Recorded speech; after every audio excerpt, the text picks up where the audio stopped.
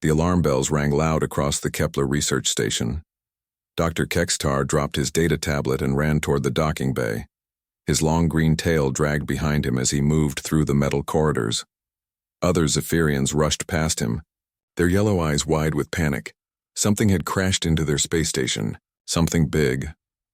Dr. Kekstar was the head scientist on the station. He had spent 30 years studying dead creatures from across the galaxy. The Zephyrians were proud of being the smartest race in space. They ruled over many worlds and many different alien species. They believed they were the best that evolution could create. When Dr. Kekstar reached the docking bay, he saw the damage. A small ship had smashed through the outer wall. The metal was twisted and burned. Emergency teams worked to seal the hole before all their air escaped into space. "What kind of ship is that?"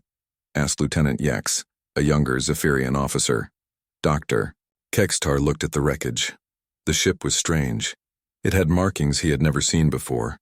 The metal looked old and rough compared to Zephyrian technology, but something about it made his scientific mind curious. "Get the medical team," he ordered. "There might be someone alive in there." The rescue workers cut through the ship's hull with laser tools. Smoke poured out as they made a hole big enough to enter. Dr. Kekstar put on a breathing mask and followed them inside. The ship was small and cramped. Everything looked damaged from the crash. Broken glass and twisted metal filled the tiny space. Then Dr. Kekstar saw something that made him stop breathing. There was a creature inside, but it was not like any creature he had ever seen. The being was lying on the floor, not moving. It had pale skin and dark hair on its head. It walked on two legs like a Zephyrian, but it had no scales or tail. Its body was covered in some kind, a fabric. Most strange of all, it had only 4 fingers on each hand, not the 5 that every intelligent species had. "Is it dead?" asked one of the medical workers. Dr. Kekstar knelt down beside the creature. He could see it was still breathing, but barely. There was red liquid coming from a cut on its head. He had never seen red blood before. Most species had blue or green blood. "It's alive," he said. "Get it to the medical bay right away." The medical team carefully moved the strange creature onto a floating stretcher. As they carried it away, Dr. Kekstar stayed behind to look at the ship. He found a small device with symbols on it. The symbols looked like writing, but not any language he knew. Back in his office, Dr. Kekstar opened his computer and searched through thousands of files. He looked for any mention of a species that matched what he had seen. Most of the records came back empty. But then he found something in the old archives. There were ancient stories about a species called humans. The stories were very old, from the time when the Zephyrian Empire was just beginning. Most scientists thought these stories were just myths, tales made up to scare children or entertain adults. According to the legends, humans came from a world called Earth. They were supposed to be incredibly tough creatures who could survive almost anything. The stories said they could heal from injuries that would kill other species. They could run for hours without stopping. They could eat almost any kind of food. Some tales even claimed they could make friends with dangerous predators. Dr. Kekstar had always thought these stories were impossible. No species could be that adaptable. Evolution did not work that way. But now, looking at the data from the medical bay, he began to wonder. The creature's body was doing things that should not be possible. Its heart was beating much faster than normal, but it seemed to be healthy. Its bones were incredibly dense and strong. Its brain showed patterns that the medical computers could not understand. Most shocking of all, the creature was fighting off infections that would kill a Zephyrian in minutes. Its immune system was like nothing they had ever seen. It attacked diseases with a violence that amazed the medical staff. "Dr. Kekstar," came a voice behind him. He turned to see General Vorth, the military commander of the station. General Vorth was older and larger than most Zephyrians. His scales were dark red, showing his high rank. His yellow eyes were cold and calculating.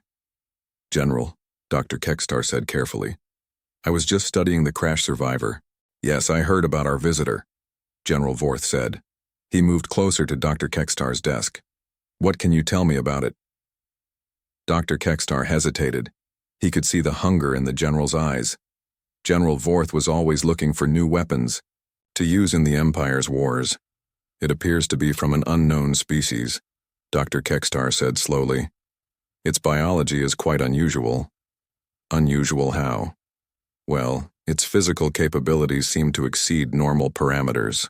Its healing rate is remarkable. Its bone density is off the charts. And its immune system is incredibly aggressive. General Vorth's eyes grew brighter. Aggressive, you say? Could this species make good soldiers? Dr. Kekstar felt a chill run down his spine. General, we don't even know if the creature is intelligent yet. It's still unconscious from the crash. But when it wakes up, I want to know everything about it, General Vorth said. If there are more of these creatures out there, the Empire needs to find them. They could be very useful to us. After the general left, Dr. Kekstar sat alone in his office. He looked at the ancient files about humans again. If the stories were true, if this creature really was a human, then they had discovered something incredible. A species that was supposed to be extinct. A species that might be more dangerous than anyone imagined. He thought about General Vorth's interest in the creature. The general saw everything as a potential weapon. But Dr. Kekstar was a scientist. He wanted to learn, not to conquer. The question was, what would happen when the human woke up? Jake Morrison opened his eyes slowly. Everything hurt. His head felt like someone had hit it with a hammer. The lights above him were too bright and made his eyes water. He tried to sit up, but strong hands pushed him back down. "Easy there," said a voice. Jake turned his head and saw something that made him think he was still dreaming. A large lizard creature was standing next to his bed. It had green scales and yellow eyes. It wore a white coat like a doctor. Behind it stood two more lizard people in different colored uniforms.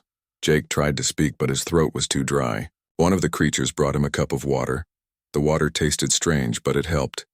He looked around the room. Everything was white and clean. Machines beeped and hummed around his bed. "Where am I?" Jake asked. His voice sounded rough. The lizard creatures looked at each other. They made clicking and hissing sounds. Jake realized they were talking, but he could not understand their language. Dr. Kekstar stepped forward. He had been waiting 3 days for the human to wake up. During that time, he had studied every scan and test result. This creature was even more amazing than the old stories suggested. "Can you understand me?" Dr. Kekstar asked in his own language. Jake shook his head.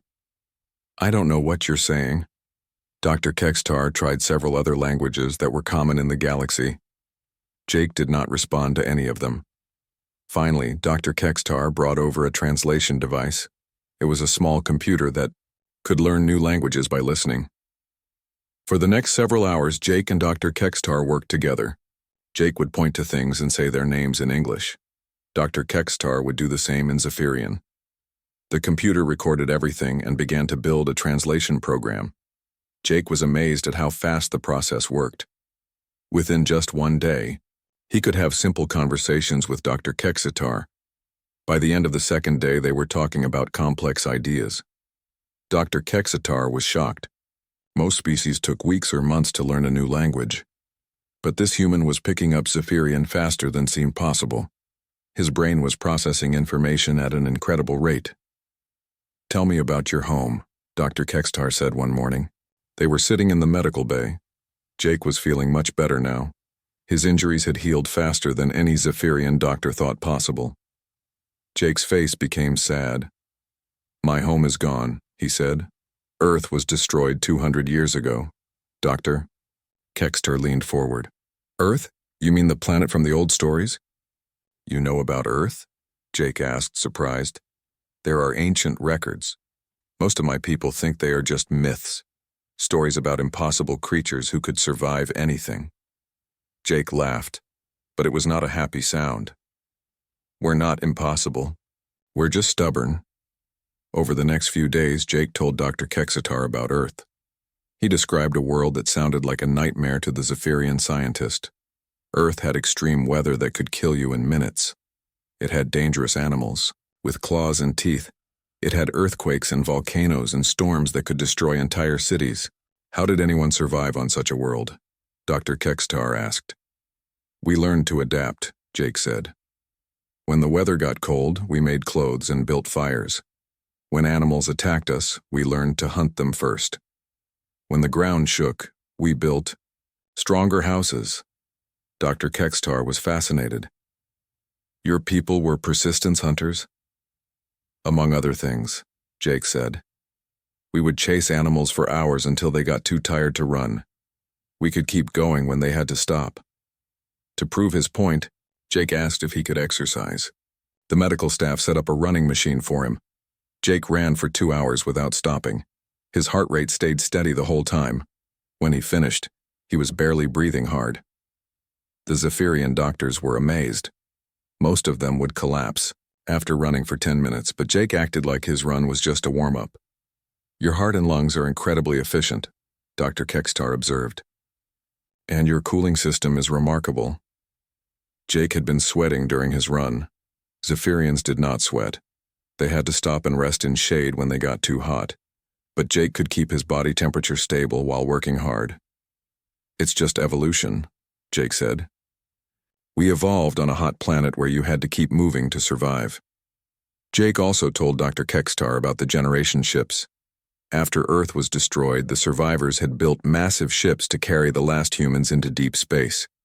They had been traveling for 2 centuries looking for a new home. How many of your people are still alive? Dr. Kekstar asked.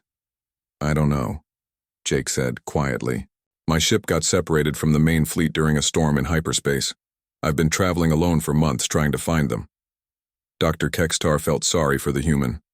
Jake was all alone, cut off from his own species. But Jake did not seem to feel sorry for himself. Instead, he was curious about everything around him. Jake asked many questions about the Zephyrian Empire. He wanted to know about their technology, their culture, and their government. Dr. Kekstar was happy to answer. It had been a long time since anyone had shown such interest in his work. But Jake also asked about the other species on the station. He noticed that some aliens seemed to be treated differently than others. The Vecthi workers, for example, always kept their heads down when Zephyrians walked by. Are the Vecthi slaves? Jake asked one day. Dr. Kekstar looked uncomfortable. Not slaves exactly. They are workers. They choose to work here. Do they get paid the same as Zephyrians? Well, no, but they are a different species. They have different needs. Jake did not look convinced. He watched the Vecthi workers when they came to clean his room. They were small insect-like creatures with 4 arms and large compound eyes. They worked quickly and quietly, never making eye contact with anyone. One day, a young Vecthi worker dropped a cleaning tool near Jake's bed. The worker quickly tried to pick it up, but Jake got there first. Here you go, Jake said, handing the tool back with a smile. The Vecthi worker looked shocked. No one had ever been polite to him before. He made a clicking sound that might have been thank you, and hurried away. Dr. Kekstar watched this interaction with interest.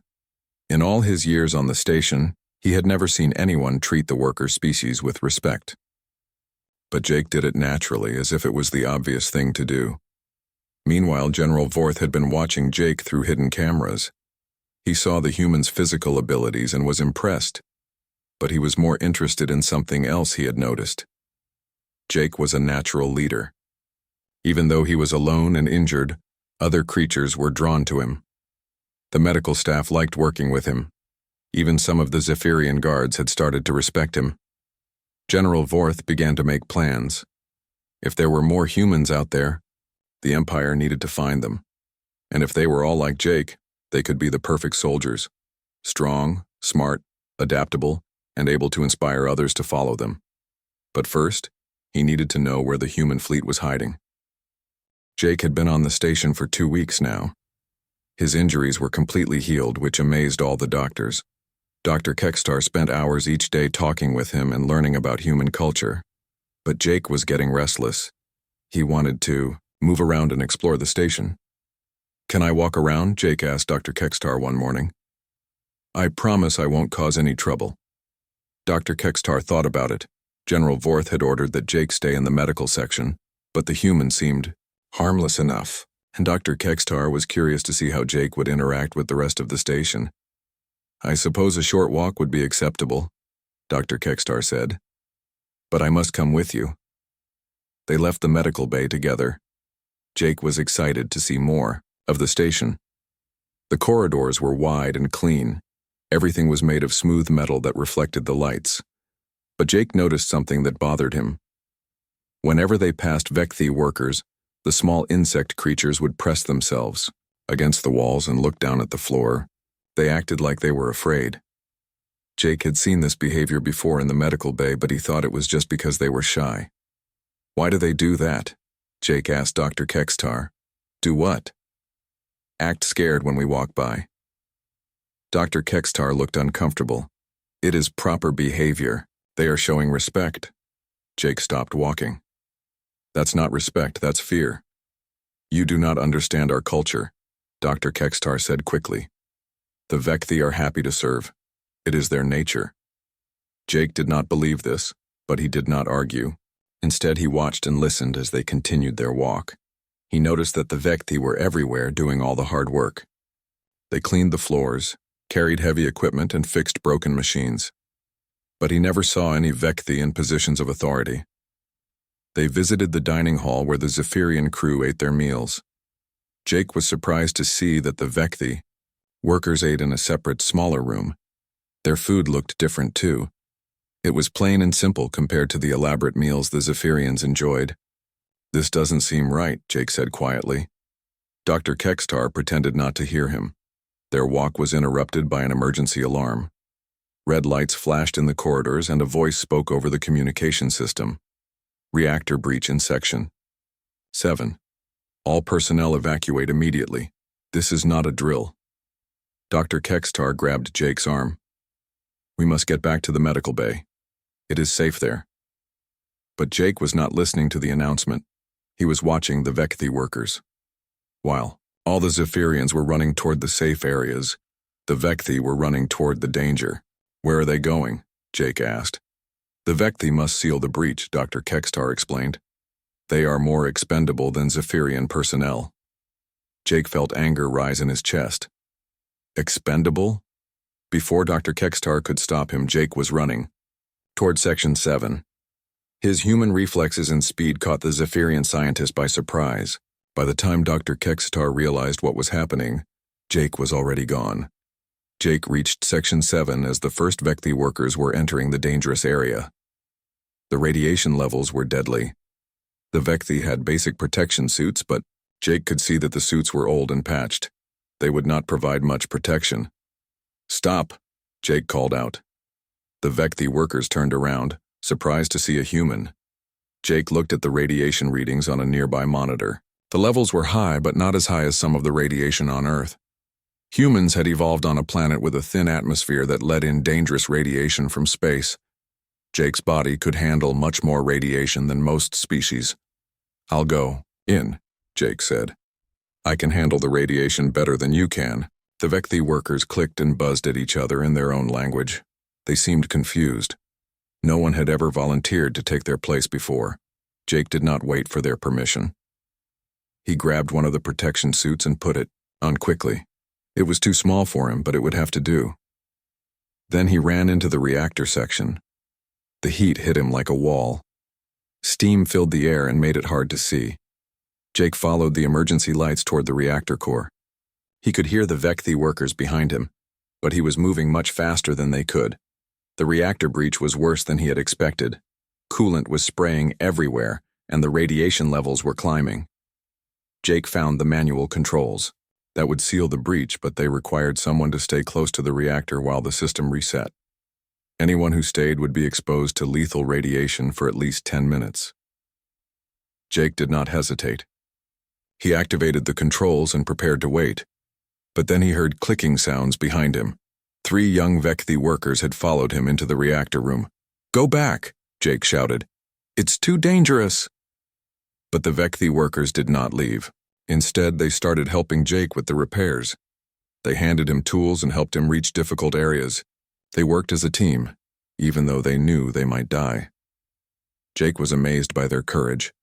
These creatures that everyone treated as expendable were risking their lives to save the station. They could have run away, but they chose to stay and help. Working together, they managed to seal the breach in 8 minutes instead of 10. The radiation levels began to drop immediately. Jake and the 3 Vecthi workers stumbled out of the reactor room exhausted but alive. Dr. Kekstar was waiting for them with a medical team. He ran radiation scans on all 4 of them. The Vecthi workers had received dangerous doses, but they would recover. Jake's readings were much lower, even though he had been exposed to the same radiation for the same amount of time. "How is this possible?" Dr. Kekstar asked. "Humans evolved on a world with high radiation," Jake explained. "Our cells can repair radiation damage much faster than most species." Word of Jake's heroic action spread quickly through the station. The Zephyrian crew was impressed that someone would risk their life to save Vecthi workers.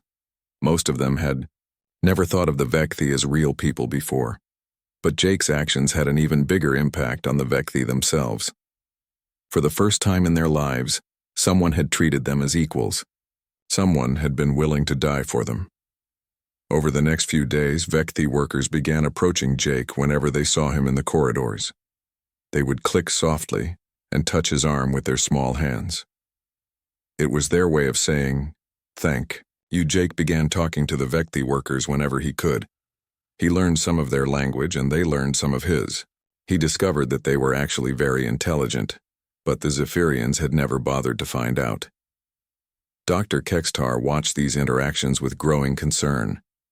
Jake was changing the social order of the station just by being himself. The way human treated everyone with respect, regardless of their species or position. This was making other creatures question why things had to be the way they were. One evening, Jake was teaching some Vecthi workers basic self-defense moves. He showed them how to break free if someone grabbed them, and how to defend themselves if they were attacked. He called it survival training. But Dr. Kekstar knew it was really rebellion training. Jake was teaching the oppressed workers how to fight back against their oppressors. He was doing it without even realizing it, just by treating them like people who deserved to defend themselves. General Vorth was also watching Jake's activities. But unlike Dr. Kekstar, the general was not worried about rebellion. He was impressed by Jake's leadership abilities. The human could inspire loyalty in any species. He could turn a group of frightened workers into a brave team. This gave General Vorth an idea. If he could find the human fleet and recruit them, they would make perfect soldiers, not just because they were tough and smart, but because they could lead others into battle. General Vorth began making plans to capture Jake and force him to reveal the location of his people. The human had proven to be even more valuable than the general had hoped. Soon the Zephyrian Empire would have the greatest army in the galaxy. But first he had to separate Jake from Dr. Kekstar. The scientist was getting too attached to their prisoner. Dr. Kekstar rushed through the corridors toward his laboratory. His hands were shaking as he held the message tablet. The orders from the Imperial High Command were clear and terrible. Jake was to be taken to the interrogation center immediately. They wanted to cut him open and study his brain to find the location of the human fleet. Dr. Kekstar had tried to argue with General Vorth. He explained that Jake was cooperating and would answer questions willingly. But the general had other plans. "The Empire needs results, not friendship," General Vorth had said. "We will extract the information by any means necessary." Dr. Kekstar found Jake in the recreation area, playing a game with several Vecthi workers. Jake had taught them a human game called chess, but they were using pieces made from scrap metal. The Vecthi were laughing, a sound that Dr. Kekstar had never heard before Jake arrived.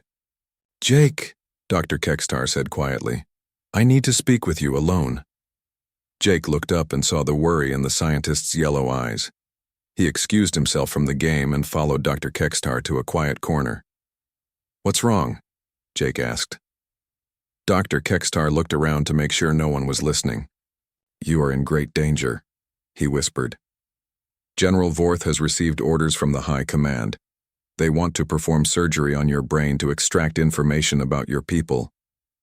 Jake felt his blood turn cold. "When?" "Tonight. Security forces are coming to take you to the interrogation center in 2 hours." Jake closed his eyes and thought quickly. He had suspected this might happen. General Vorth had been asking too many questions about the human fleet lately. Jake had been careful not to give away any real information, but apparently that was not enough. "Is there any way off this station?" Jake asked. Dr. Kextar hesitated. "There are ships in the docking bay, but they are all locked and guarded." "What about the ship I came in?" "It was destroyed. Too much damage from the crash." Jake looked around. The recreation area. The Vekthi workers were still playing chess, but other alien species were also present. There were maintenance workers, food service staff, and cleaning crews. All of them were treated as second-class citizens by the Zephyrians. An idea began to form in Jake's mind. "Dr. Kextar," Jake said carefully, "how many security guards are on this station?" "About 50 Zephyrian soldiers." "Why? And how many worker species?" Dr. Kextar looked confused. "Nearly 300, but they are not soldiers. They have no weapons or training." Jake smiled grimly. "They have something better. They have nothing left to lose." Over the next hour, Jake moved carefully through the station. He spoke quietly to Vekthi workers, maintenance crews, and food service staff. He explained what was going to happen to him and what it might mean for all of them. "If they can do this to me, they can do it to any of you," Jake told them. "Today it's the human. Tomorrow it might be the Vekthi, or the maintenance workers, or anyone who gets in their way." The workers listened carefully. Many of them had suffered under Zephyrian rule for years. They had been beaten, overworked, and treated like property. But they had never fought back because they thought they were powerless. Jake taught them that they were not powerless. There were 6 times as many workers as there were guards. If they worked together, they could take control of the station. "I don't want you to fight for me," Jake told them. "Fight for yourselves. Fight for the right to be treated like people." The plan was simple, but dangerous. At exactly 8 o'clock, when the security guards came to arrest Jake, the workers would shut down all the station systems. The lights, the computers, the security doors, the communication system, everything would go dark. In the confusion, Jake would make his way to the docking bay and steal a ship. The workers would then restore the systems and claim it was all an accident. Dr. Kextar was terrified when Jake explained the plan. "This is rebellion," he said. "If you are caught, they will execute all of you. If I don't try, they'll dissect me and then hunt down my people," Jake replied. "At least this way we have a chance." At exactly 8 o'clock, General Vorth arrived at the recreation area with 10 armed guards. He expected to find Jake playing games with the workers. Instead, he found an empty room. "Where is the human?" General Vorth demanded. Before anyone could answer, the lights went out. Emergency lighting flickered on, but it was dim and red. The security doors slammed shut, trapping the guards in the recreation area. Communication systems failed. Computer terminals went dead. General Vorth tried to contact the bridge, but his radio was not working. "What is happening?" he shouted. In the darkness, Jake was already moving. He had memorized the layout of the station during his walks with Dr. Kextar. He knew exactly how to reach the docking bay even without lights, but he was not alone. Vekthi workers and other alien species were moving through the corridors with him. They had decided that Jake was right. If they were going to be treated like slaves anyway, they might as well fight back. The guards who were not trapped in the recreation area were completely confused. They had never faced a coordinated uprising before. Every system they tried to use was offline. Every door they needed was locked. Every corridor seemed to be full of angry workers. Jake reached the docking bay first. There were 2 guards there, but they were trying to figure out why their equipment was not working. Jake moved silently behind them and knocked them both unconscious with quick, precise strikes. His human reflexes and strength made the fight very short. The docking bay contained 6 small ships. 5 of them were locked, but the 6th was being repaired and its security system was offline. Jake quickly climbed aboard and began starting the engines. Dr. Kextar appeared in the doorway of the docking bay. He was carrying a data tablet and breathing heavily from running. "Jake, wait," he called out. Jake paused with his hand on the engine controls. You should go back, Dr. Kekstar. You don't want to be seen helping me. Instead, Dr. Kekstar climbed into the ship. I cannot let you leave without this, he said, handing Jake the data tablet. It contains star charts and fuel station locations. You will need them to survive in space. Jake stared at the Zephyrian scientist. Why are you helping me? Dr. Kekstar's yellow eyes were sad but determined. Because you taught me something important. You showed me that being intelligent means nothing if you do not have compassion. The Empire may be advanced, but it has forgotten how to be decent. The ship's engines roared to life. Jake could hear security forces pounding on the docking bay doors. The workers had done their job well, but the systems would not stay offline forever. Come with me, Jake said to Dr. Kekstar. The scientist shook his head. Someone must stay to protect the workers. When the systems come back online, General Vorth will want revenge. They will need an advocate. Jake nodded with respect. Thank you, my friend. The docking bay doors opened and Jake's ship shot out into space. Behind him, the Kepler research station's lights were flickering back on as the workers restored the systems. But Jake was already accelerating toward hyperspace. General Vorth's voice crackled over the radio as the communication systems came back online. Stop that ship. All vessels, intercept the human. 3 Zephyrian patrol ships launched from the ER station and gave chase. They were faster and better armed than Jake's stolen vessel. But Jake had something they did not expect: creativity and desperation. He flew straight toward the station's massive solar collector array. The Zephyrian pilots expected him to veer away from the dangerous energy field. Instead, Jake flew directly through it. His ship's hull was scorched and his systems overloaded, but he made it through. The patrol ships tried to follow, but their larger size made them unable to navigate the narrow spaces between the collectors. 2 of them crashed into the array and exploded. The 3rd ship had to turn back. Jake activated the hyperspace drive and disappeared into the darkness between stars. But before he jumped, he broadcast a message on all frequencies. This is Jake Morrison of the Human Generation Fleet. His voice echoed across Zephyrian space. My people are not extinct. We remember our destroyed homeworld. We remember our murdered families.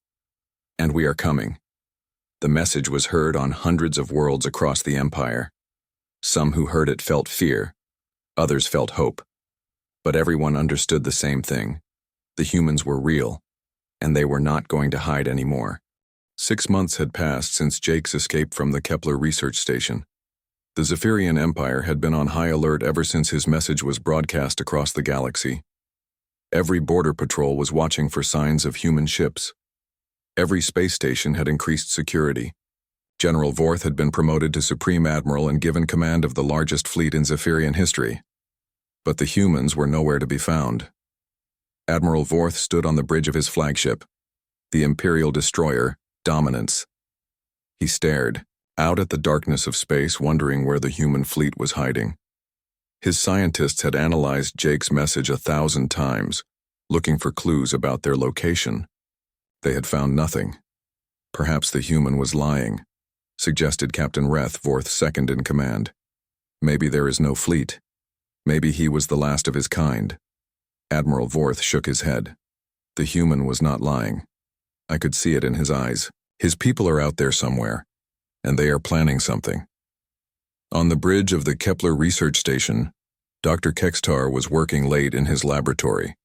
The past 6 months had been difficult for him. After Jake's escape, he had been questioned for weeks about his involvement. Many Zephyrians considered him a traitor for helping the human, but Dr. Kekstar did not regret his decision.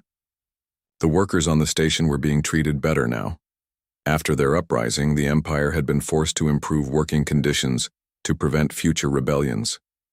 It was a small change, but it was a start. Dr. Kekstar was studying his latest research when the emergency alarms began to sound.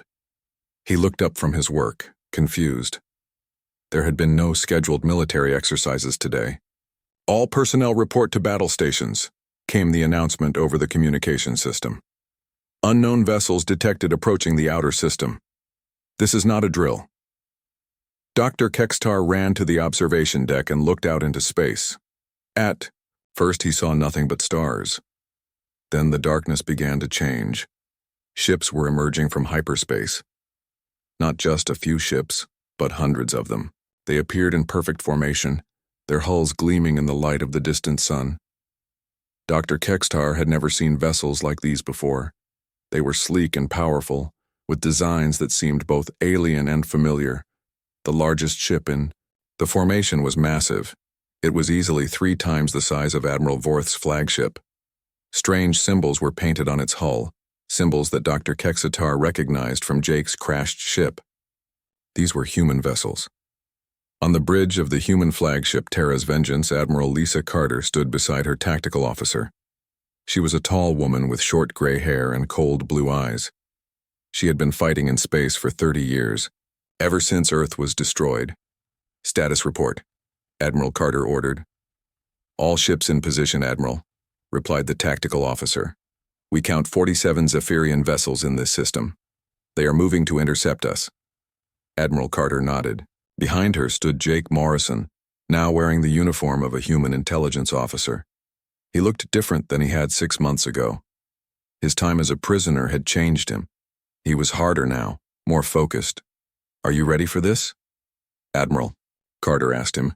Jake looked out at the Zephyrian fleet moving toward them. "I've been ready for 6 months." Admiral Carter activated the communication system. Her message was broadcast to every ship in both fleets and to every listening post in the Zephyrian Empire. "This is Admiral Lisa Carter of the Terran Fleet," she said. Her voice was calm but filled with authority. "We are not here to conquer your worlds or enslave your people. We are here for answers. 200 years ago, our homeworld was destroyed. We know the Zephyrian Empire was involved. We want the truth. And we want justice." On his flagship, Admiral Vorth listened to the human message with growing excitement. These humans were everything he had hoped for. Their ships were advanced. Their formation was perfect, and their leader sounded like a true warrior. "Open a channel," Admiral Vorth ordered. "This is Admiral Vorth of the Zephyrian Imperial Fleet," he responded. "You have entered our territory without permission. Surrender now, and we will consider showing mercy." Admiral Carter's laugh came across the communication channel. "Admiral Vorth, we've been traveling through space for 2 centuries. We've fought pirates, hostile aliens, and the vacuum of space itself. We've survived the destruction of our homeworld and the loss of billions of our people. Do you really think we're afraid of your threats?" The tension in space was thick enough to cut. 2 mighty fleets faced each other across the darkness. The Zephyrians had superior numbers, but the human ships looked more advanced. Both sides were ready for battle.